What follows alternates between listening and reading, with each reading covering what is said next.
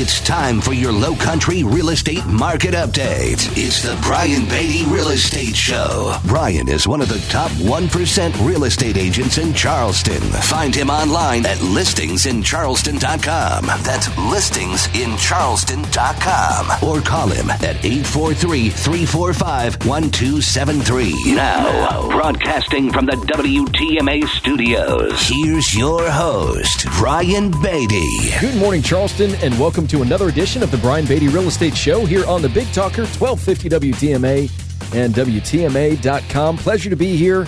A lot to talk about today. We do this every once in a while. I'm gonna read off some stats and help you guys understand what's going on in the market right now. We're going to go through some numbers, the market in general. We're going to break it down by county, and we're going to break it down by area. Have you guys understand really where we stand first quarter of this year compared to the first quarter of last year. I think some of these numbers are going to shock you. And then a little bit later on in the program, we're going to talk about just what you expect when entering into a market like this, whether it be from a real estate agent's perspective, of course, as a buyer and as a seller. There's a lot of drama in our market right now. I want you guys to be aware of some things and really set some expectations for you guys when it comes time to buy, sell, or invest in real estate. That's what this show is all about. For the past 8 years, I've been on this program giving you my expert news and reviews of the market, helping you guys better understand how to prepare for the process of buying, selling, or investing in real estate, sharing my experiences as somebody that's sold close to $1 billion worth of real estate here in the Charleston market, been in the top 1% for going on 12 years. So if you'd like to reach out to me at any point in time throughout this program or, of course, during the week, let me give you my cell phone number. That's to contact me directly. That's 843-400-8009. That's 843-400-8009. Or you can check out our website, listingsincharleston.com. That's listingsincharleston.com. A lot of great information on there about what's for sale right now, what we're doing to find inventory for the buyers that are having a really tough time with that. We're going to, again, go through some numbers here in a moment. If you're thinking of selling your home, we have some great tools on there that will, of course, tell you how much your home is worth, but it will also tell you how many buyers we have for your home right now in our database that match your home preferences or the specifics of your particular property that you're going to sell. And then, of course, just a bunch of information on us, previous radio shows, all kinds of great stuff, listingsincharleston.com. So we're going to get right into it. I've got a lot of ground to cover with these stats, and these stats are through the end of March. I mean, if we look at the MLS today, we're at around 1,500 homes for sale. We've kind of been bouncing back and forth between 1,450 and 1,550 homes available for sale in the Tri-County area, which is just incredibly low. But, the demand out there is what is keeping this market incredibly competitive. Prices are going through the roof, way higher than we anticipated. Inventory is being absorbed at an alarming rate. We're basically not putting enough homes on the market to kind of return to normalcy, to kind of create that balance in the market, to kind of level the playing field between buyers and sellers. So if you look at our year-to-date stats, just as a market, Tri-County area, we've put about 6,300 homes on the market, which is down like 250 homes from the same amount of time in 2020. So the new listings were down 4%. But this is what's interesting. Even though we're putting relatively the same number of homes on the market, the homes that are going under contract is up 33%. This time last year, we put 5,000 properties under contract.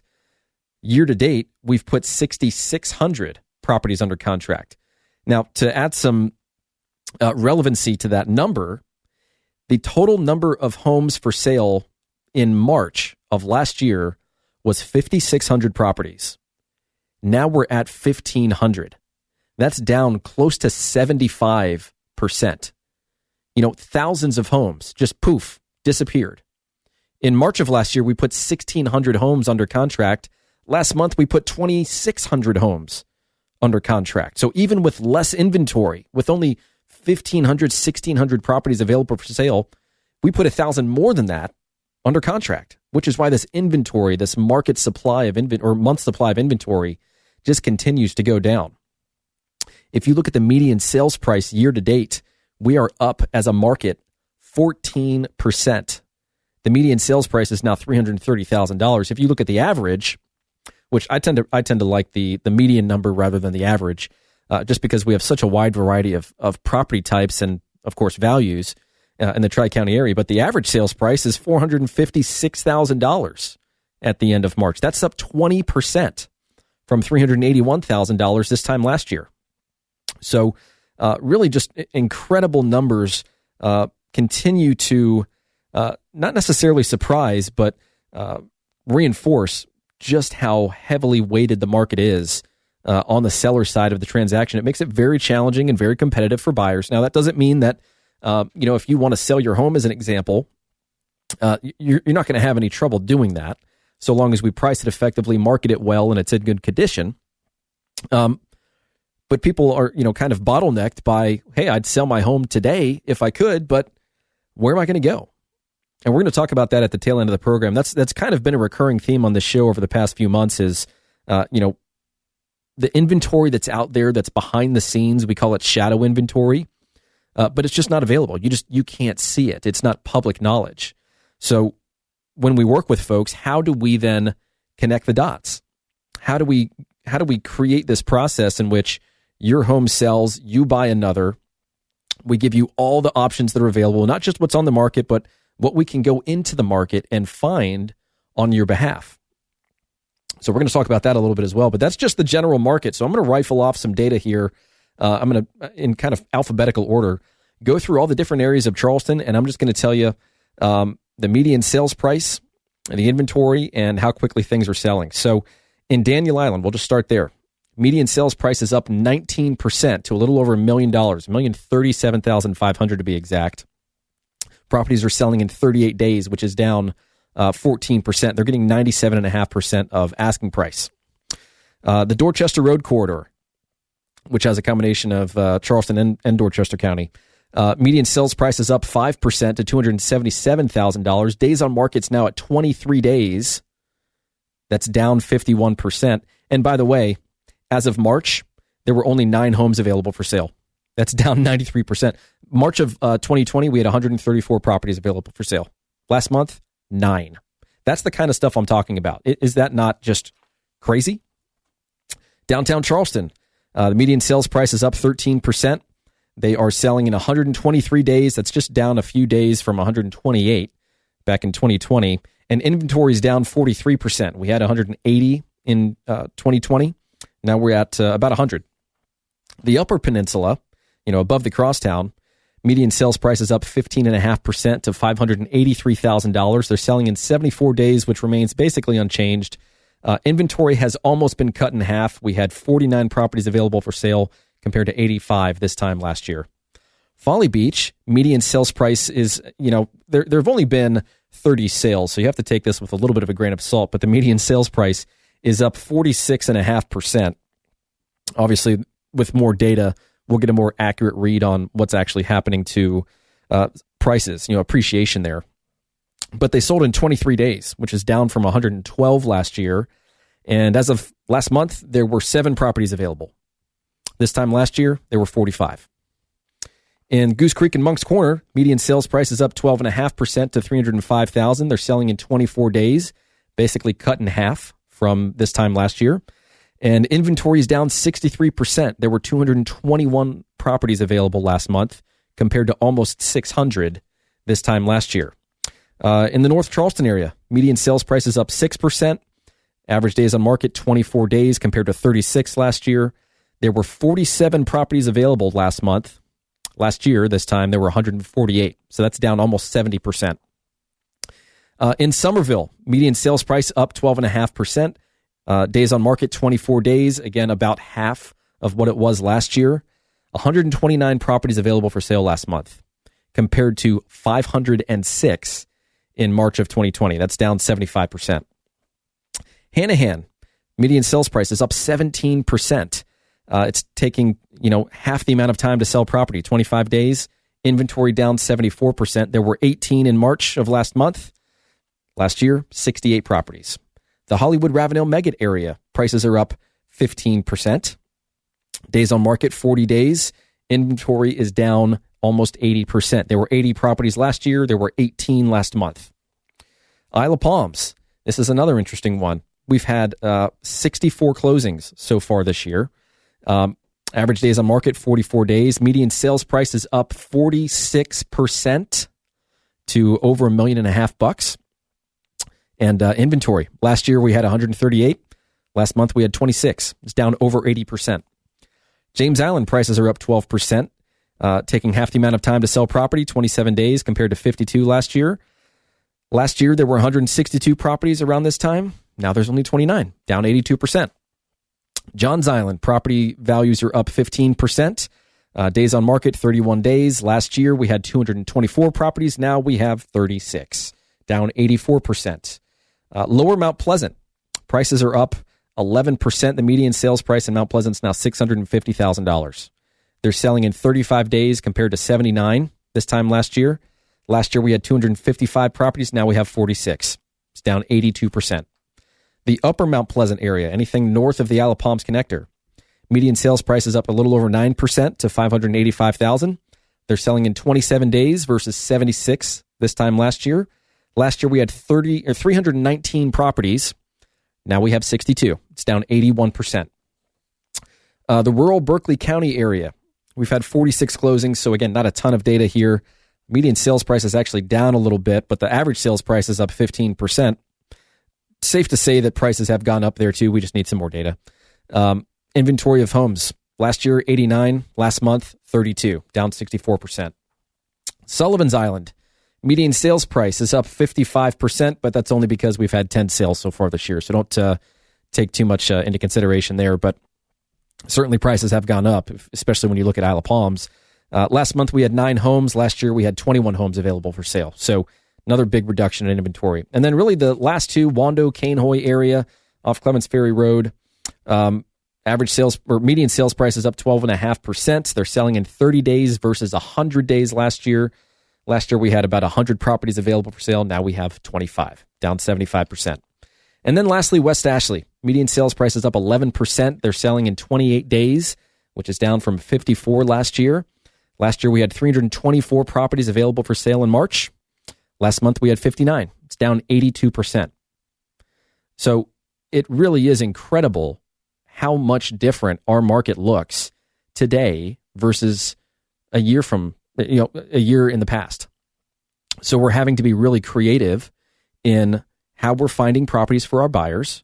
And just because the market's really hot does not mean that it's easy. Well, I guess let me put it this way. Yes, an agent can put a sign in the yard, put it in the MLS, take nice photos, and sell a house. And that really is the reality of the situation.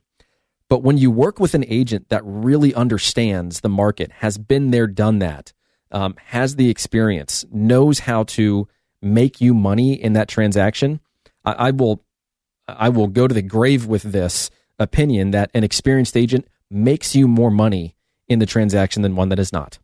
So we're going to talk about that for a little bit. We're going to talk about just now that we have, frankly, all of these agents and very few properties and people fighting over paychecks, it's creating a lot of drama in our market.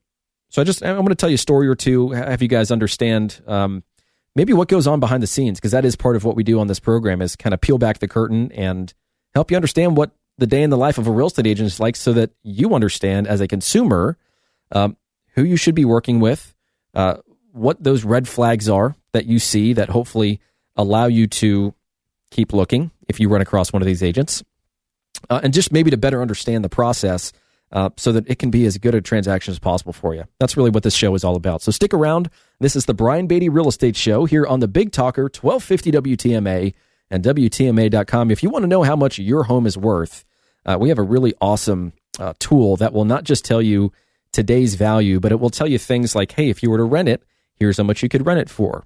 If you wanted to pay this amount more toward your principal balance, here's how much money you could save monthly over the life of the loan.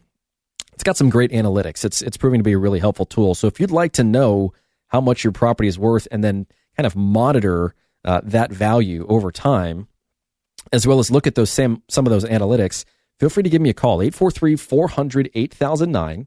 That's 843-400-8009. You can text that number as well.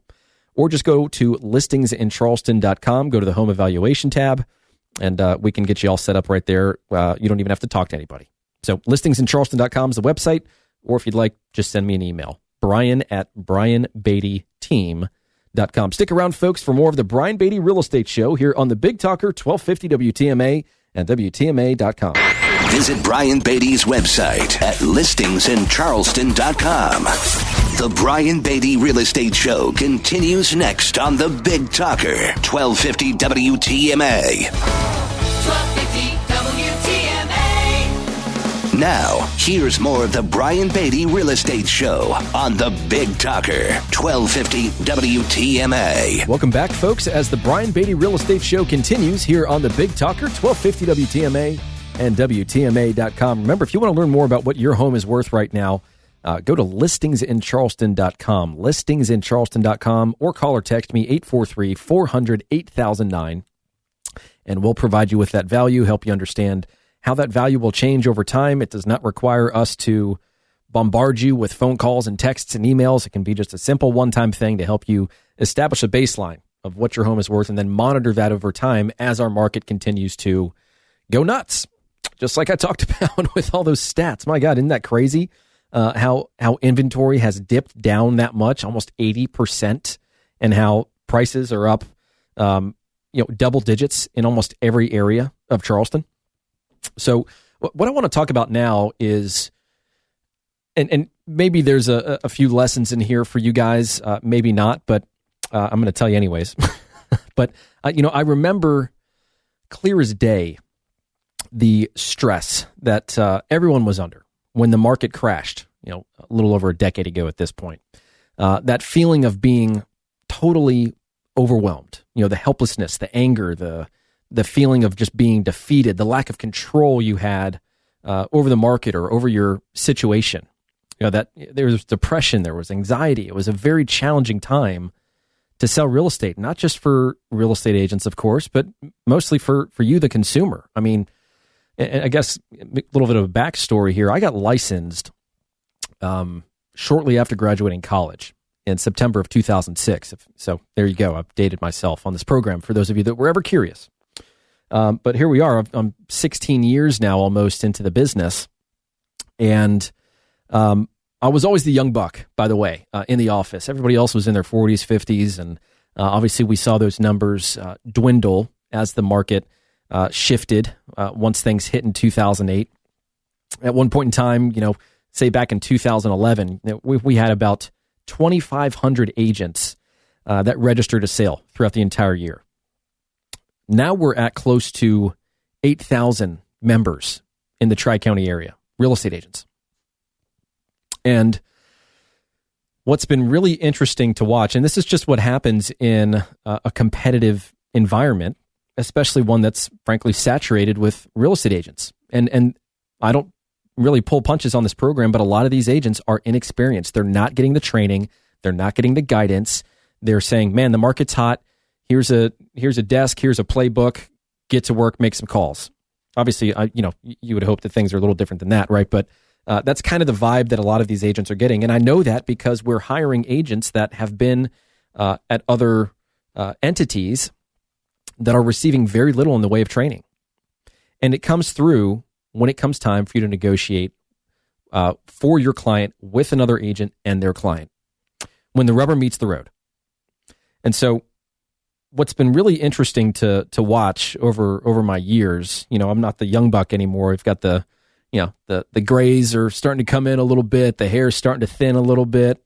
It's not that bad, but you know what I mean?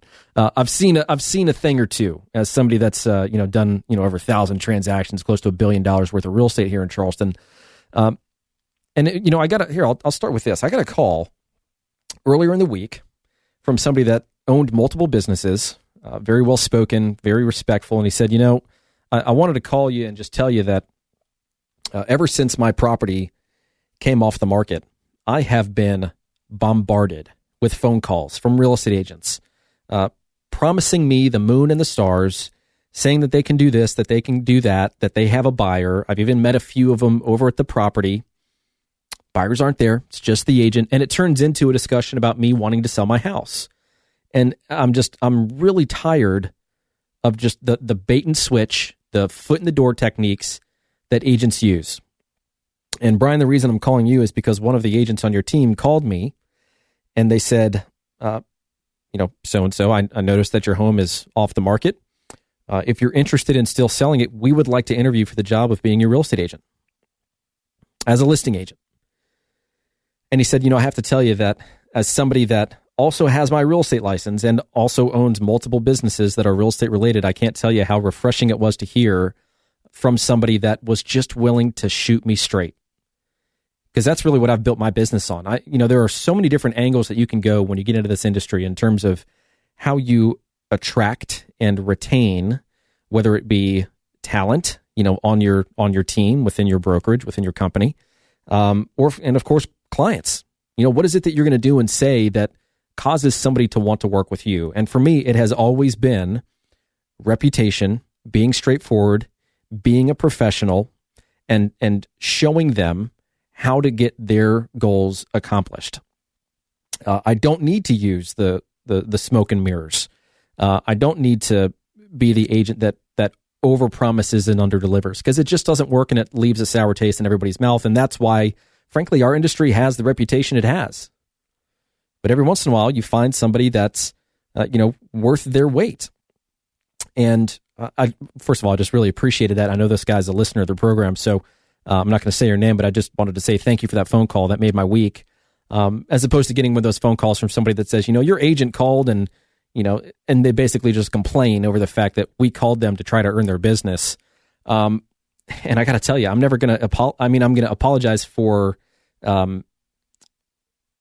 imposing upon somebody. I'm going to apologize if we bothered them in some way, shape, or form, but I'm not going to apologize for making the call, because you miss every shot you don't take. And in a market like this, you have got to do everything within your power to find opportunities for your buyers. Otherwise, what good are we? We're just glorified door openers and negotiators. But the agents out there that are finding properties for their clients, that are going into the market, that are doing things other than just, well, hey, I set you up with a search, so whenever you see a property you like, let me know. I'll go and open the door for you. If you like it, we'll make an offer. I mean, that's the way that it normally goes. And it's kind of sad, if I'm being honest, but it's also what separates the pros from the amateurs. So, you know who you are. Thank you for that phone call. I really did appreciate that. But I'll tell you another example, and this just kind of gives you an example of what we sometimes deal with when we're working with agents that just don't have experience. So we had a buyer. They were interested in the property, went to go and see it. We always, I instruct my agents to call the listing agent as soon as that client is interested, because we want to ask them a few questions. We want to, hey, are there any other offers on the property? Are you expecting any other offers on the property? We want to make a strong offer. Can you tell me a little bit more about your seller's situation? And, I know that there are agents that listen to this program, and so be it. It's not like what I'm doing is, some sort of secret. I'm trying to find out what's going on with that seller so that we can construct an offer that makes sense. But more often than not, these agents tell us things that, frankly, they shouldn't tell us. I'm not going to read my Miranda rights to an agent because anything they say can and will be held against them. When it comes to negotiating a deal. I mean, that's my job, to go and, extract as much information as possible so that we can use that to our benefit in negotiating a deal. We're not necessarily doing it to harm the other party. We're doing it so that we can win. And this particular agent said, and by the way, this property's been on the market for about 6 months, which in a market like this, if it's been on the market for that amount of time, something's more than likely going on there. In this instance, I think it was the agent. It was either the agent or the seller or both. But he said, well, here's the deal. It's got to be an as-is sale. The seller's not going to fill out a property condition disclosure statement, which, sellers of property in South Carolina fill out a 5-page document that asks you multiple questions about the condition of your house. And you're supposed to disclose any present defects about your house. But there is a document called an exemption form, and one of the options says that a property condition disclosure statement will not be filled out if both parties agree. It's usually used when investors are purchasing property for a significant discount, big time discount. Well, this property was certainly not discounted, and they were asking too much money for the house. So we already knew that we were going to need to negotiate.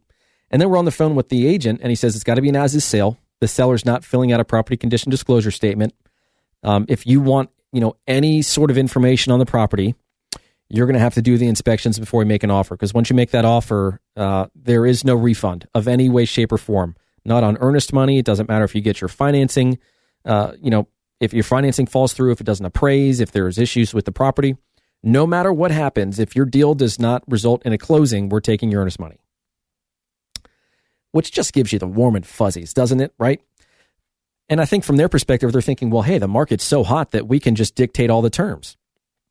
And if it were a screaming deal, that might make sense, but it wasn't. And you can tell when you were walking through the property that there's some stuff going on there. There's a floor that's a little bouncy. There are several spots on the ceiling that have clearly been painted over. It just doesn't match the rest of the ceiling paint. I mean, all these things you pick up over time, you know what to look for. I want my clients walking through the house to see if the space works for them, to see if this is a place that, not to sound cheesy, but is this a place that they can imagine calling home? And then I'm going to look for all the stuff that we can use against them in the form of negotiating. I'm going to look for the problems. We're going to start to add dollar values to that, and we're going to come up with a reasonable offer based on what we've seen and based on what we know we're going to need to fix, or the seller's going to need to fix. So we said, no, you're not doing any of that stuff. If you make an offer, it's a one-time negotiation. That's it. And I said, well, that's interesting that you guys are doing it that way. Why haven't you filled out a property condition disclosure statement? Well, because we don't want to. Okay, but you don't really have that ability unless the buyer agrees, right? Well, the buyer's just going to have to agree. And so, long story short, he's like, well, look, I mean, when you go and you buy a car, it's not like you, do an inspection of the car before you buy it. You test drive it, you buy it, and if there's something wrong, then they fix it. I was like, what are you talking about? We're not buying a car here. We're buying a house. He's like, well, this is how a lot of commercial deals are done. I was like, yeah, but this isn't a commercial deal. This is a home that your clients have lived in for the past decade. You can't tell me that they don't know what's going on with their house. And so anyways, the deal ended up not happening because there's just clearly something fishy going on there. It's still on the market, and it'll probably stay on the market until that seller figures something out. I mean, I'm not going to tell you guys what the solution is. I think you can probably read between the lines and decide for yourselves what needs to happen with a property like that and a situation like that. But unless a buyer is frankly just a total idiot, no one's going to buy that house.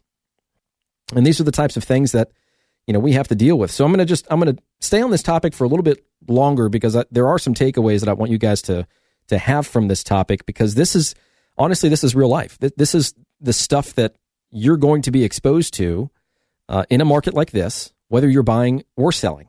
So stick around. I've got a little bit more to tell you on this topic as the Brian Beatty Real Estate Show continues right here on the Big Talker, 1250 WTMA and WTMA.com. Stick around, folks. We'll be right back. Hear the Brian Beatty Real Estate Show every Saturday morning at 9 and each Sunday morning at 10 on 1250 WTMA and WTMA.com. 1250 WTMA. You're listening to the Brian Beatty Real Estate Show on the Big Talker, 1250 WTMA and WTMA.com. Welcome back, folks, as the Brian Beatty Real Estate Show continues here on the Big Talker, 1250 WTMA and WTMA.com. I always like to take a little bit of time and just say that I appreciate you guys for listening. We've been doing this for 8 going on 9 years now. It's frankly, it's a ton of fun for me. I love this show. It's a great opportunity for me to help you guys understand what's happening behind the scenes, really get a clear understanding of what's going on in this market right now, so that if it comes time for you to buy, sell, or invest in real estate, the longer you've listened to this program, the more you know about the process, what to look for, red flags to be wary of, how to hire an agent. It's so important in a market like this that you're working with somebody that you can trust. And I know that sounds a little corny, but man, it's the truth. There are so many agents out there. Their agents are everywhere. Everybody knows somebody that has a real estate license. And so it's really important that you protect yourself in a market like this, because it's a lot easier in a market that's highly competitive, especially for a buyer, to get emotionally wrapped up in the process, to have that feeling, especially if you yourself are a competitive person, to say, well, I'm going to win. What do we need to do to win this deal? And then you start to, if you're partnered with an agent that doesn't have your back, that isn't going to at times play devil's advocate and say, well, hey, if we go down this path, I just want you to clearly understand what's going to happen as a result of that. That, in my opinion, is the mark of a true professional, to tell you what's going to happen based on the decisions you want to make. Here are the options. Here are the outcomes. How would you like to proceed? Not to be the person that says, this is what you should do, unless, of course, you ask for that. And frankly, I love it when my clients ask me, Brian, what should we do? Because it just means they trust me. They know that my advice is in their best interests. The commission is just a byproduct. It's sales are the equation for sales is whoever gives the most value, in my opinion. And one of my favorite sayings is, a smooth sea never made a skillful mariner. So think about that person for a second that's been playing a musical instrument their entire lives. They don't really have to read sheet music or, look up guitar tabs to play their instrument effectively. They start to write their own music. They know how to improvise. They make it look effortless, kind of like it's second nature to them. That's what a skilled agent can do for you when it comes time to work with someone to help you buy or sell a house. We know how to get you the best deal possible. We know how to help you sell your home for the most money by doing things that other agents aren't doing. We know the right things to tell you to do and not to do, because we've been doing it for long enough that we've seen enough success and failure to know what can and cannot be accomplished, where the loopholes are, and how to help you take advantage of certain points in the process to keep more of your money. That's really what an effective agent can do for you, is they know how to problem solve. They know what's going to happen before it happens, and they give you that clear indication. But it's important also to note, I think, that agents only market the really good stuff that they do in their business. You're not going to see an agent brag about selling a house in 5 months. You're going to see him brag about selling a house in 2 hours. That then becomes the public perception of their performance. Or you can be smart and you can realize that selling a home in a day or two, although somewhat realistic in a market like this, isn't necessarily the reality of that agent's business. I like to think about a picture I saw a few years ago of a goldfish, and it was swimming toward the top of the water, and it was wearing a shark fin. And so, of course, you see the shark fin cresting the surface of the water, not the goldfish underneath. And that's the power of social media and in the highly unmonitored nature of our industry. Every once in a while, I'll go into a real estate agent's website, and the claims that they make in the information that they provide, at the very least, should create some sort of fine or ethical violation against that agent. But because our industry is so void of regulation and oversight, most agents kind of get to say whatever they want, within reason, I suppose, and get away with it. They make these unsubstantiated claims about their performance, with knowledge, by the way, that no one's going to go behind their back and fact check them on it, which is something that I wish our community of real estate agents and our association would do a little bit better job of overseeing. The blatant misrepresentation of information, especially on websites and just overall marketing media, that's misleading to people that, by the way, rely on that information to make informed decisions. So in a market like this, I think it's really important that you protect yourself. And this, I talked about this at the very tail end of my program last week, but it's really important that you interview multiple people. Whether you're buying or selling or investing in real estate, talk to multiple agents. It should be very clear to you the difference between somebody that's experienced, somebody that's going to be straightforward with you, be a pleasure to work with, and get the deal done at the best terms for you, versus those that are just kind of giving you the presentation, so to speak. And that's what agents have gotten really good at in this market. They've gotten really good at the pitch. But because the market is hot, once they've been rewarded the business, once you have signed on the dotted line, I think the public's perception of agents in many instances is true, which is, all right, I'll get the photographer to take photos, we'll get it in the MLS, and then we'll let the feeding frenzy begin. Yes, that happens. It more often than not, there's a multiple offer situation on a property when it hits the market. But that doesn't mean that that agent is doing the best they can for you. It doesn't necessarily mean that they're protecting your bottom line, that they're making you money, that they have figured out a way to be of more value to you than any other agent in the market. And so it's kind of like, I think about this. Growing up, I played baseball up until I played freshman year of college. And played, one game at the Little League World Series. We were on ESPN. It was awesome. Won a gold medal in AAU. I mean, I was played baseball at a high level. Had some great guys that I played with. Several went on to play in the majors. Had incredible coaches that were with me throughout my childhood. One wore a Super Bowl ring. The other played in the MLB for over a decade. Incredible guys. And so the way that I kind of make that correlation is, if you're playing all-stars, right? Well, let's say you're just playing regular baseball. Let's say you're playing Little League baseball. The competition gets a little tougher when you get to all-stars. And then after you win regionals, it gets a little harder when you go to states. And then when it gets a little harder when you go to the Little League World Series, you start to realize that the talent that you thought you had maybe isn't as good as what you are now seeing. Talent by comparison.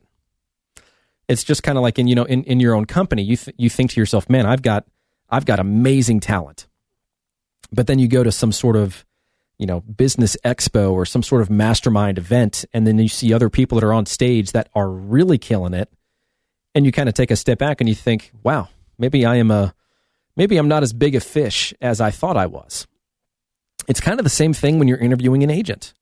If you're interviewing one person and they can speak intelligently about the market, they seem like they've got the process figured out, they've sold another home in your neighborhood. From your perspective, you think to yourself, man, this person, this is a good agent. This is somebody that I should hire. And then you go and interview somebody else and you realize, wow, look at all of the things that they're doing. Look at all the value they're providing. Look at their customer service.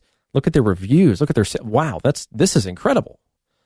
And now that first agent that you interviewed, which at that point in time you thought was the right choice, now becomes an obvious, second fiddle to this other real estate agent that has clearly figured it out. And so you want to give yourself the benefit of those options. Interview those agents, ask tough questions.